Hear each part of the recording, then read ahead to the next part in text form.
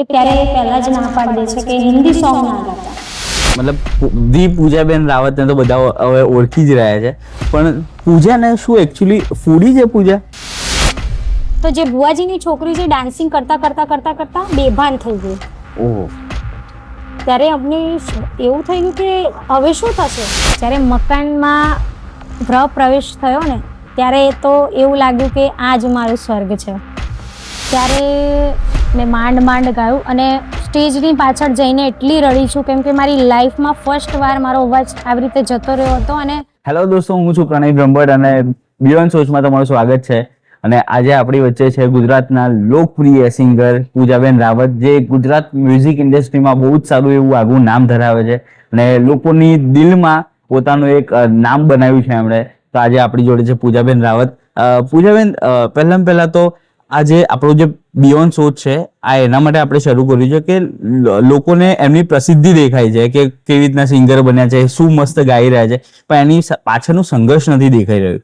તો આપણે એ સંઘર્ષ અને એમની જે મહેનત છે એને બતાવવા માટે આપણે એક આ બિયોન્ડ સોચનું પ્લેટફોર્મ ઊભું કર્યું છે.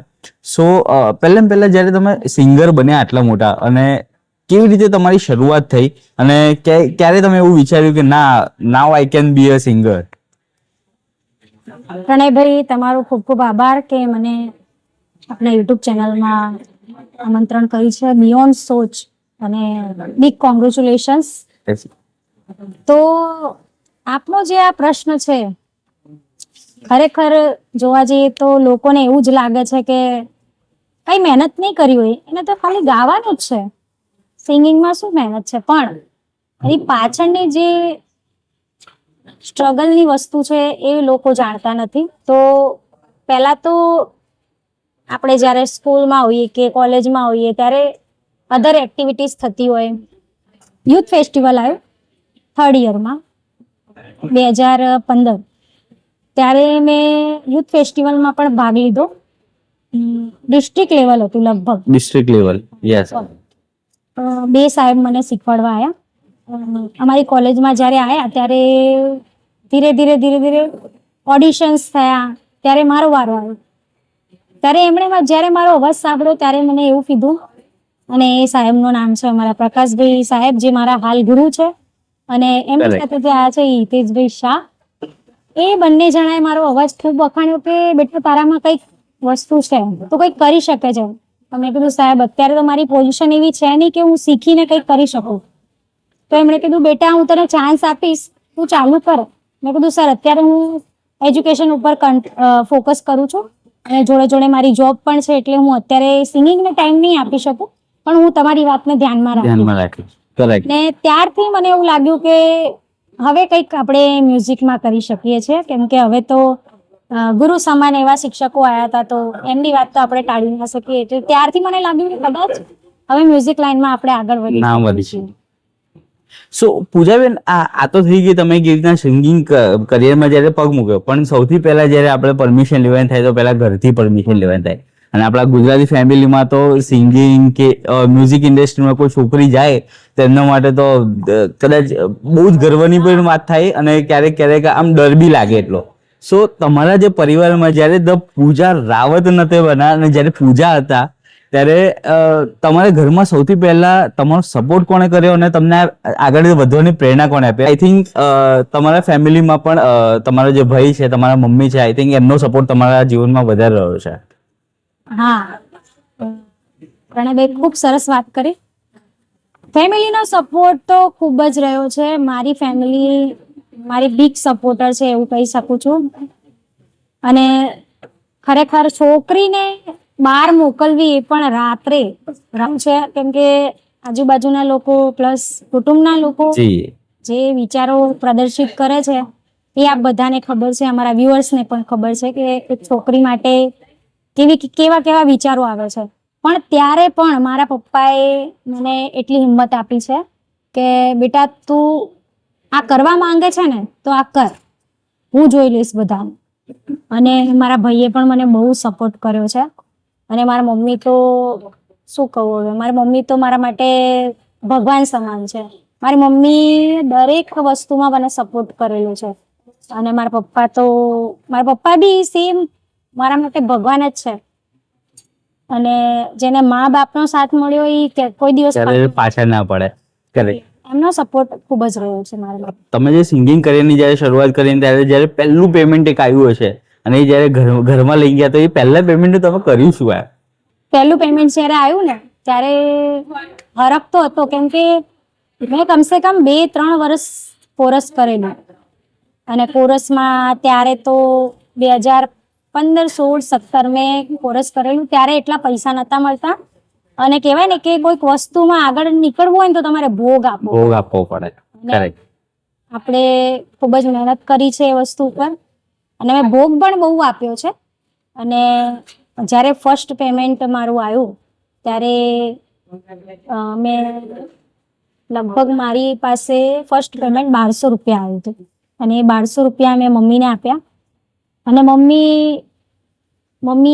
એ 1200 રૂપિયા પહેલા તો ભગવાનના અને એમાં લક્ષ્મી માના પગે અર્પણ કર્યા કે માતાજી મારી છોકરીનું પહેલું પેમેન્ટ છે, બસ આવી રીતે એને આગળ વધારજો અને અમારી જે પરિસ્થિતિ છે એમાંથી ઉગાડજો. એટલે પછી એ મમ્મી મારી સેવિંગ્સ કરવાની મેં ચાલુ કરી અને અમે એનાથી કોઈ વસ્તુ નથી લીધી, અમે સેવિંગ્સ કરવાનું ચાલુ કરી નાખ્યું. કરેક્ટ.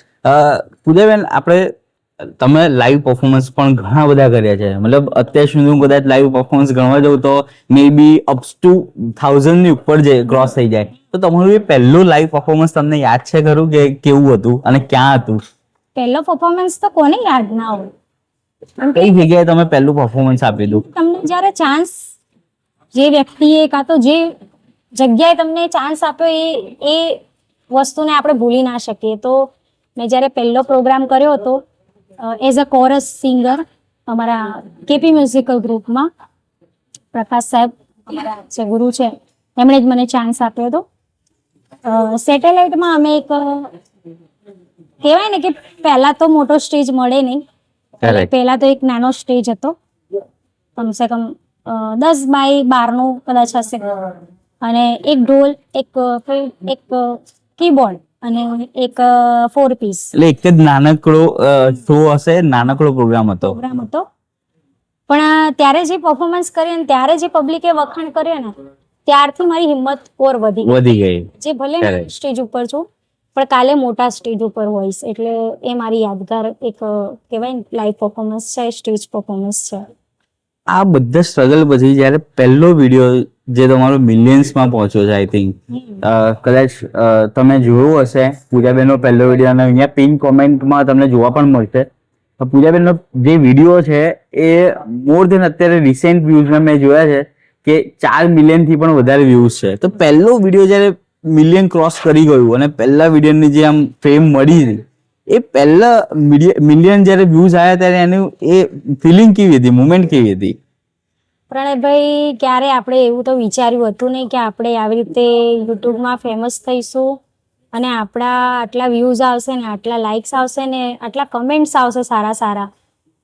જ્યારે 4 મિલિયન વ્યૂઝ થયા ત્યારે મને તો ખબર નથી, મને પણ કોઈ બીજાએ કીધું કે બેન તમારા 4 મિલિયન વ્યૂઝ થઈ ગયા છે. મેં કીધું શું વાત કરો છો? તેમણે મને લિંક મોકલી RDC HD ઉપર. એ ટાઇટલ છે બેવફા દિલ, જેને 4 મિલિયન પ્લસ વ્યૂઝ થયા છે. પણ જ્યારે 4 મિલિયન વ્યૂઝ થયા ત્યારે બહુ ખુશી થઈ. ભલે એ કોઈ બીજાની ચેનલમાં છે, ભલે આપણું કોઈ પેમેન્ટ નથી, પણ ત્યારથી લોકો મને ફેમની મજા કંઈક અલગ છે. કરેક્ટ. જ્યારે પૂજાબેન, જ્યારે તમે પહેલું સ્ટુડિયો રેકોર્ડિંગ કર્યું તો પહેલા તો તમને સ્ટુડિયો રેકોર્ડિંગમાં વધારે બીક લાગે કે લાઈવ ઓડિયન્સમાં વધારે બીક લાગે? અને ઘણા બધા લોકોને એવું લાગે છે કે સ્ટુડિયોમાં રેકોર્ડ કરવું ઈઝી છે, ઓટો ટ્યુન ને બધું આપણે યુઝ કરતા હોય, પણ એમને મે બી એમને અનુભવ નથી કે સ્ટુડિયોની જે ફિલિંગ છે. કેમ કે મેં કરેલું છે એકવાર અને મારા આખી રાત જતી રહી હતી અને એ દિવસે પણ બીજા દિવસે પણ એ ઓડિયો આવ્યો જ નતો. સો એ તમારી પહેલી બીક શું, સ્ટુડિયોની કે લાઈવ ઓડિયન્સ પરફોર્મન્સની? જોકે બીક તો બંને વસ્તુમાં મને નથી લાગતી અને બીક જેવું કંઈ છે બી નહીં. તમને ખાલી એક આવડત હોવી જોઈએ કે કેવી રીતે એને હેન્ડલ કરીએ. સો મને લાઈવ સ્ટેજનું પણ એટલું બધું નોલેજ હતું. બંનેમાંથી તમારા માટે આમ હાર્ડ શું લાગ્યું? છે લાઈવ પરફોર્મન્સ. લાઈવ પરફોર્મન્સ કેમ કે તમે રેકોર્ડિંગમાં તો તમે 10 વાર રીટેક કરી શકો. કરી શકો છો, કેટલી વાર બી તમારી ઈચ્છા થાય ત્યાર સુધી. પણ જ્યારે લાઈવ પરફોર્મન્સ હોય ને ત્યારે વન ટેક જ છે, વન ટેક જ છે, એટલે તમારે જે કરવું હોય એ વન ટેકમાં જ કરવું. વન ટેકમાં જ કરવું પડે. મારા માટે થોડું ચેલેન્જિંગ. તમારા માટે અત્યાર સુધી લાઈવ પરફોર્મન્સમાં એવું કયું સોંગ છે કે જે સૌથી વધારે હાર્ડ રહ્યું હોય તમારા માટે ગાવાનું, અને એવું કયા સિંગર છે કે જેને હજુ પણ તમે લાઈવ પરફોર્મન્સમાં તમે ફોલો કરો છો અને એ સોંગ તમારે કરેક્ટ કરવું જ છે? જો કે એવા તો કોઈ સોંગ છે નહીં, પણ ગુજરાતીમાં તો એવા કોઈ સોંગ છે નહીં, પણ એક સોંગ છે પામેલાબેન જૈનનું, ઓકે, આજ ગગનથી ચંદન ઢોળાય રે, જે કૈલાશ ખેર સાથે ગાયેલું છે. કરેક્ટ. એ સોંગ બહુ ડિફિકલ્ટ છે અને પામેલાબેન જૈનની હું ખૂબ જ મોટી ફેન છું અને ઓલમોસ્ટ બધા ગુજરાતી ઇન્ડસ્ટ્રીના બધા એમને વખાણતા હોય છે. આજ ગગનથી ચંદન ઢોળાય એ મેં આજ સુધી પરફોર્મ કર્યું જ નથી, કેમ કે જ્યારે પણ મેં પરફોર્મ કરવાનો વિચાર કર્યો ત્યારે મને બીક જ લાગે કે કદાચ આમાં એક સુર બી આગો પાછો થયો ને તો આખો માહોલ બગડી જશે. એટલે એ સોંગ આપણે કરેક્ટ કરવાનો ખૂબ જ વિચાર કરું છું, પણ મેં આજ સુધી પરફોર્મ નથી કર્યું એ સોંગ ઉપર. તમારું એક સોંગ છે સાચું કહું તો તમે મોડા પડ્યા. આ સોંગ ની પાછળ જે કોઈ એક એવી સ્ટોરી છે કે કોઈ જે તમને યાદ રહી ગઈ હોય કે પછી રેકોર્ડિંગમાં કંઈક થયું હોય, તમારું કોઈ એક એવું સ્પેશિયલ મુમેન્ટ કોઈ પણ સોંગ રેકોર્ડ કરવા સમયે? ના, સાચું કહું તો તમે મોડા પડી ગયા એમાં તો બધું સ્મૂથલી જ ગયું હતું, પણ એક સોંગ છે જે મેં એને હાલ જ 2024માં લગભગ રિલીઝ કર્યું હતું, મા બાપ વિનાની જિંદગી શું કામની. ત્યારે રેકોર્ડિંગ તો કરી લીધું મેં એ સોંગ, પણ જ્યારે એ સોંગ એક બીજી ચેનલમાં ચડાવવાનો હતો. મારી ચેનલમાં તો અત્યારે છે, પણ એ બીજી ચેનલમાં અમારો વિચાર હતો કે કદાચ બીજી ચેનલ મોટી ચેનલમાં આપણે શેર કરીએ ને તો લોકો વધારે વ્યૂઝ મળી શકે અને લોકો સુધી વધારે પહોંચી શકશે. પણ જ્યારે અમે એ સોંગ એમને મોકલ્યું, જ્યારે ચેનલ ઓનરને મોકલ્યું, એમણે સાંભળ્યું, ત્યારે એમણે મારી ભૂલો કાઢી થોડી, અને એ વ્યાજબી બી હતી, કેમ કે મને બી એવું કે મેં કેમ સાંભળી નહીં, એમણે ભૂલો જે કાઢી છે. ત્યારે મારે મા બાપ વિનાની જ્યારે ની આવે ને ત્યારે મારે એ નીમાં પ્રોબ્લેમ થઈ જતો હતો. એ નતું નીકળતું, એ થઈ જતું હતું, અને એ વસ્તુ ના સ્ટુડિયો વાળાને ખબર પડી ના મને ખબર પડી. જ્યારે એમણે કીધું ત્યારે મને ખબર પડી કે ઓ બાપા. ફરીથી એ રેકોર્ડિંગ કરવા ગયા અને પછી એનું શૂટિંગ થયું. તો એક તો પેલું ખોટું લાગ્યું કે એમણે ના પાડી દીધી, નહીં થઈ શકે, પણ કોઈ વાંધો નહીં, આપણી ચેનલમાં પણ સારું ચાલ્યું. તમારું પહેલું ગીત જે ગોગા મહારાજ ઉપર છે, અને આઈ થિંક એમને એ વિડીયોને પણ બહુ જ ખાસા વ્યૂઝ મળ્યા હતા આઈ થિંક, અને એ તમારું જે પહેલું ચેલેન્જિંગ કામ એ હતું કે એ ટાઈમે તમારે સિંગિંગ તો તમને આદત છે અને તમને પહેલેથી તમારી આવડત રહી ચૂકી છે, એમાં સ્કિલ છે તમારી, પણ એ શૂટિંગ ટાઈમે એક્સપ્રેશન આપવા, એ વિડીયોમાં મહેનત કરવી, તૈયાર થવું, તો આ વસ્તુઓમાં જ્યારે તમે ચેલેન્જિંગ સૌથી વધારે તમારા માટે શું રહ્યું એ ટાઈમે? એક તો એ મારું પહેલું સોંગ એવું હતું જેને પોતાના ખર્ચે કહી શકાય કે રેકોર્ડિંગ પ્લસ વિડીયો શૂટિંગ કરાયેલું, અને રેકોર્ડિંગ તો જો કે થઈ ગયું, બહુ સ્મૂથલી થઈ ગયું, પણ જ્યારે શૂટિંગનો વારો આવ્યો ત્યારે પિલવઈના ગોગા મહારાજ અમે એમને માનીએ છીએ, અને ત્યાંના ભુવાજી શ્રી ગિરીશભાઈ પટેલ, ત્યાંના ભુવાજી અમારા ગિરીશ ભુવાજી, એમણે પણ મને સપોર્ટ કરેલો, અને એ જગ્યા ઉપર એ ગોગા મહારાજનું શૂટિંગ થયું. ત્યારે સવારથી તો શૂટિંગ ચાલુ થઈ ગયું કે ગાડીઓ બતાવી છે એમાં ઘણી બધી, ભુવાજી શ્રી ગિરીશભાઈ એમનું પણ શૂટિંગ લીધેલું છે, અને ગામના જેટલા પણ લોકો છે એ બધાનું શૂટિંગ લીધું.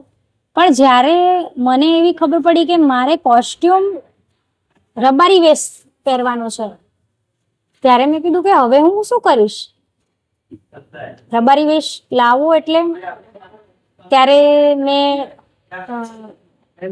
કોકની જોડે એડજસ્ટ કર્યો અને ત્યાં મને વિડીયો શૂટિંગ વાળા જે ભાઈ છે વિડીયો ડાયરેક્ટર એમણે કીધું કે ભુવાજીની ગાડી ઉપર બેસો, જે સ્કોર્પિયો હતી વ્હાઈટ કલરની.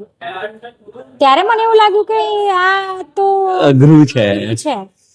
મેં કીધું ભાઈ આ તો ના થઈ શકે. ત્યારે ભુવાજીએ મને કીધું કે બેટા તું બેસ, તારું શૂટિંગ કર તું.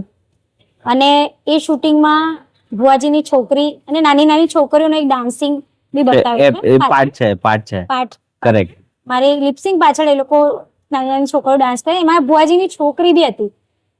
તો એમાં એવું હતું કે સવારથી શૂટિંગ ચાલુ કરેલું તો નાની છોકરીઓ પણ ભૂખી હતી, અમે પણ ભૂખ્યા હતા. તો જે ભુવાજીની છોકરી જે ડાન્સિંગ કરતા કરતા કરતા કરતા બેભાન થઈ ગઈ. ત્યારે અમને એવું થઈ ગયું કે હવે શું થશે. ત્યારે એમણે પાણી પીવડાવ્યું, એને કીધું કે બેટા તું એક કામ કર, તું આરામ કર, કેમ કે ભાઈ હવે નાની છોકરી એને તો ભૂખ્યા રહેવાય નહીં. પછી જેમ તેમ કરીને શૂટિંગ પતાયું.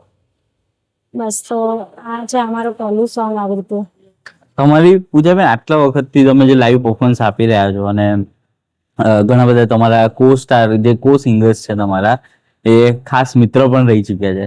તો જો મ્યુઝિક ઇન્ડસ્ટ્રીમાં તમારા એવા કેવા આમ 10 સિલેક્ટેડ સિંગર્સ છે જે તમારા બહુ જ સારા એવા મિત્ર છે અને જેમની સાથે તમે I think so music related કંઈ પણ શેર કરી શકો, you can share everything, personal life અને મ્યુઝિક. તો એવા જે અત્યારે નામી છે એવા કોણ સિંગર્સ તમારા?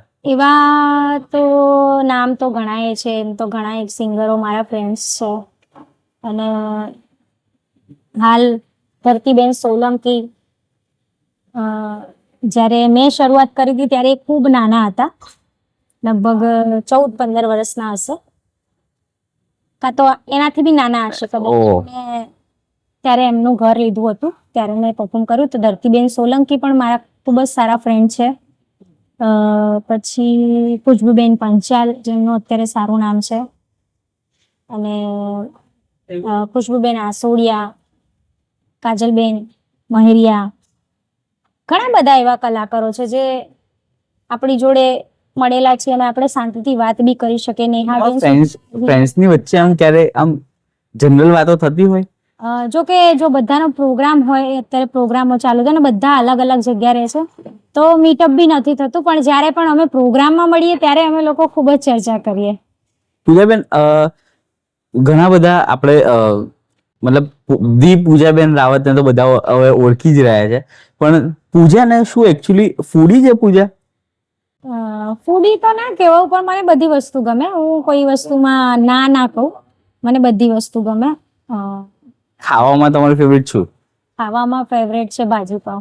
ભાજીપાવ. એવી કોઈ સ્પેસિફિક જગ્યા? જગ્યા તો કોઈ એવી છે નહીં, પણ મારી અત્યારે એક ઈચ્છા છે કે હું એકવાર માણેક ચોકની ભાજીપાવ ખાવા જાઉં.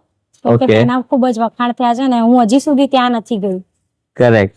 અને કોઈ એક એવી જગ્યા કે જ્યાં તમે લાઈવ પરફોર્મન્સ કરવામાં બહુ જ મજા આવી ગઈ હોય? હા, એવી જગ્યા છે. 2019માં મેં પરફોર્મ કર્યું હતું આપણા ચંદ્રપ્રસાદ દેસાઈ હોલ, કેમ કે બાપુનગરના રહેવાસી છીએ અને આપણા જ એરિયામાં ત્યાં ગરબા કર્યા હતા. કરેક્ટ. નવરાત્રી કરી હતી. એની પહેલા જે પોસ્ટરો લાગ્યા હતા,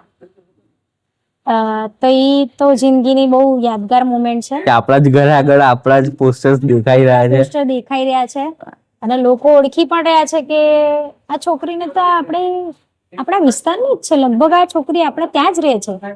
અને ત્યારે એ સ્ટેજ પરફોર્મન્સ મારો બહુ જ ફેવરેટ. અને બાપુનગર વિસ્તાર, તમારા સ્કૂલ કોલેજમાં ઘણા ફ્રેન્ડ્સ રહ્યા છે ને? હા. અને અત્યારે કનેક્ટેડ છે બધા, પણ એમના સામે તો પૂજા રાવત છે કે ખાલી પૂજા છે અત્યારે? સ્કૂલ ફ્રેન્ડ્સ તો હવે નથી રહ્યા, કેમ કે કનેક્ટેડ, કેમ કે બધા પોતપોતાની લાઈફમાં બિઝી થઈ ગયા છે. ઉંમરની સાથે જવાબદારીઓ વધી ગઈ છે. કોકના લગ્ન થઈ ગયા છે, કોક જોબ ઉપર જતા રહ્યા છે, કોક બહાર કન્ટ્રીમાં જતા રહ્યા છે. તો અત્યારે તો કનેક્ટેડ છે નહીં, પણ ક્યારેક ક્યારેક મુલાકાત થઈ જાય છે ક્યાંક ને ક્યાંક. કરેક્ટ. પૂજાબેન, આ સોશિયલ મીડિયા અને યુટ્યુબ જ્યારથી આવ્યું છે ત્યારથી શું લાગે છે કે કોમ્પિટિશન વધી ગયું છે કે પછી હવે મતલબ કોમ્પિટિશન વધી ગયું છે કે તમને એવું લાગે છે કે હવે યાર બહુ મજા નથી રહી? કારણ કે ઘણા બધા સિંગર્સ મેં જોયા છે કે ઘણા બધા સિંગર્સ નવું સિંગિંગ કરી રહ્યા છે અને મે બી સમ ઓફ સિંગર્સ છે કે જેમને હજુ પણ એ ક્વોલિટી નથી પણ they are be like singers. તો શું એમને શું કરવું જોઈએ આગળ, અને આ સોશિયલ મીડિયાનો ફાયદો છે કે ગેરફાયદો છે? સોશિયલ મીડિયા એમ તો બહુ સરસ છે, સારા માટે સારું છે અને ખરાબ માટે ખરાબ છે. પણ રહી વાત સિંગરોની અને કોમ્પિટિશનની, તો કોમ્પિટિશન ખરેખર ખૂબ જ વધી ગયું છે અને એ વધવાનું કારણ પણ લોકડાઉનથી જ છે. કેમ કે જ્યારે લોકો પાસે કોઈ કામ નતું ત્યારે લોકો સિંગિંગ, ડાન્સિંગ બધું કરતા જ હતા. પણ જ્યારે આપણા ગુજરાતની વાત આવે છે, એમાં પણ અમદાવાદ, મહેસાણા, સાબરકાંઠા, બનાસકાંઠા ત્યાંના સિંગરો ખૂબ જ વધી ગયા છે. અને સોશિયલ મીડિયામાં અત્યારે એન્ટરટેનમેન્ટ સિવાય લોકોને કંઈ પસંદ આવતું નથી. સારું સિંગિંગ જે કરે છે એ તો ચાલે છે, એનો કંઈ વાંધો નથી. અને પ્લસ સારું સિંગિંગ કરવાવાળાને જેટલા વ્યૂઝ જોઈએ, જેટલી લાઇક્સ જોઈએ એટલી મળતી નથી. પણ જ્યાં વાત કરો છો તમે કે જેમને સિંગિંગ આવડતું જ નથી કાં તો સિંગિંગ કરવા જાય છે એવા લોકો, તો એમને ખૂબ જ નામના મળી જાય છે. પણ એ લોકોને એટલી ખબર નથી કે એ જે સિંગિંગ કરી રહ્યા છે એ એક મજાકનું પાત્ર છે. એ જ્યાર સુધી એન્ટરટેનમેન્ટ પર્પઝ સુધી ચાલી રહ્યું છે દેખાશે, પણ લાંબુ તમારે ચાલવું હોય અને સંગીતને ખરેખર તમારા જીવનમાં વસાવવું હોય તો સરસ જગ્યા શીખો અને સંગીતને પ્રેમ કરો. અને સંગીત કહેવાય છે ને કે સમંદર છે, જેટલું શીખો એટલું ઓછું છે. શીખવું એટલું ઓછું છે. એટલે એ લોકોને એવું જ કહેવા માંગીશ કે આપ જે મજાકનો પાત્ર બની રહ્યા છે એ બંધ કરો અને શીખીને સ્ટેજ પરફોર્મન્સ કરો. આપણા માટે બી સારું રહેશે, અમારા લોકો માટે તો સારું છે જ. શું ભવિષ્યમાં ક્યારેય ફિલ્મ ઇન્ડસ્ટ્રીમાં તમને જોઈ શકીએ? હવે એ તો ભગવાન ઉપર છે બધું. ક્યારે ફિલ્મ ઇન્ડસ્ટ્રીમાં આવવાની ઈચ્છા ખરી, ગુજરાતી ફિલ્મ ઇન્ડસ્ટ્રીમાં? મને લાગે છે કે દરેક સિંગરની વસ્તુ કાં તો કહેવાય છે કે દરેક સિંગરનું એક સપનું તો હોય જ છે કે હું ફિલ્મ ઇન્ડસ્ટ્રીમાં સિંગિંગ કરું. એવી રીતે મારી પણ ઈચ્છા છે અને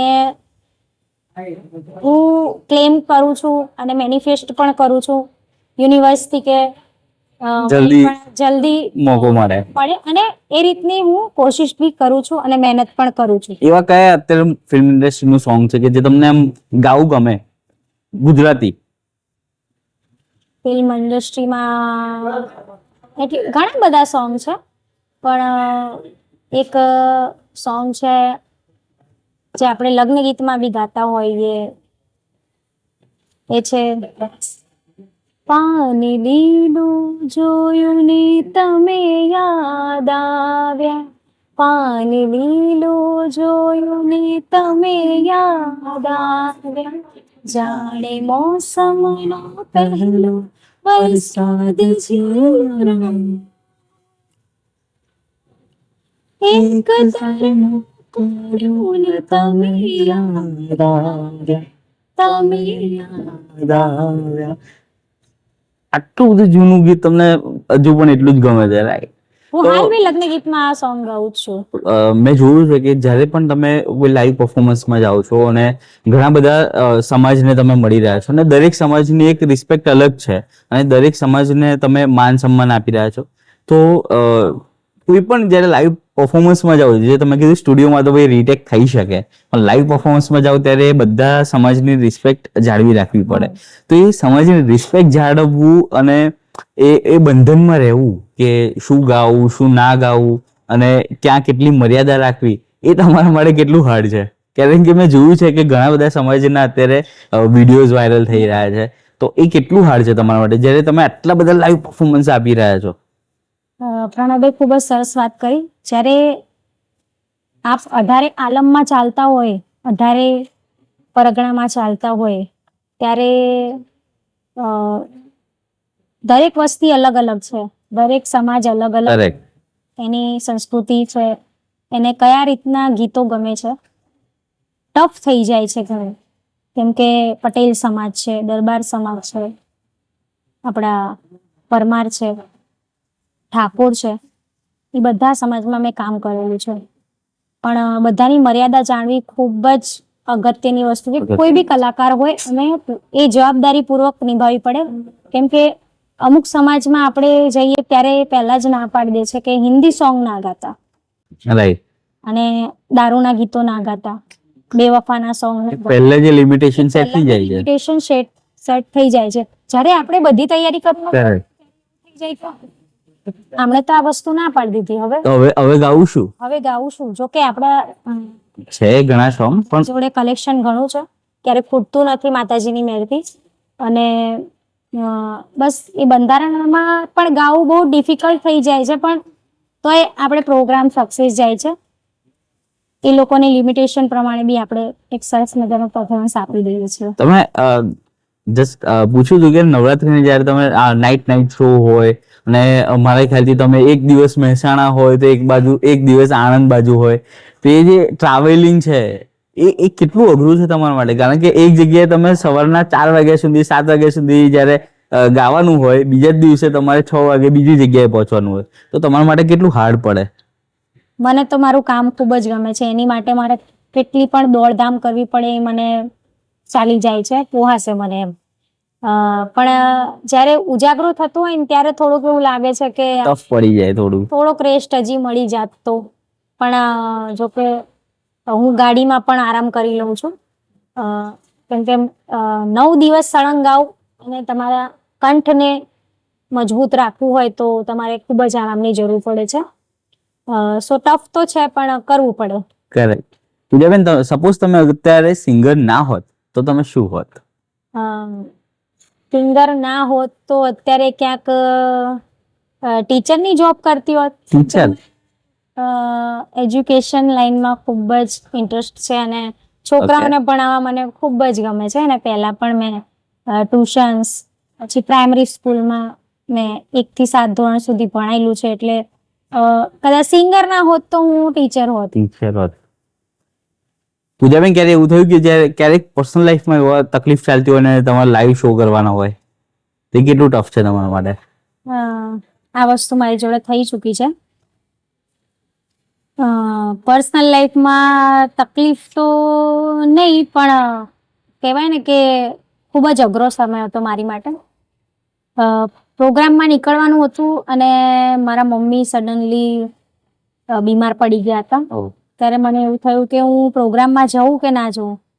કેમ કે નો ડાઉટ કે મારા પપ્પા હતા, મારો ભાઈ હતો અને કુટુંબમાં પણ હતા. પણ ત્યારે એવું થઈ ગયું કે મારે નથી જવું, પણ તો બી મારે જવું પડ્યું. એટલે અમુક ટાઈમે એવું થાય કે પર્સનલ લાઈફમાં જે બી ચાલતું હોય એને મૂકીને તમે જે પાર્ટીનું પ્રોફેશનલ લાઈફ સંભાળવું પડે. કેમ કે એમનો પણ પ્રસંગ છે જેમાં નહીં તો 200-300 લોકો આવતા હોય, 500 લોકો આવતા હોય. એટલે એમનો પ્રસંગ ખરાબ ના થાય એના માટે આપણે ત્યાં પહોંચવું જ પડે છે.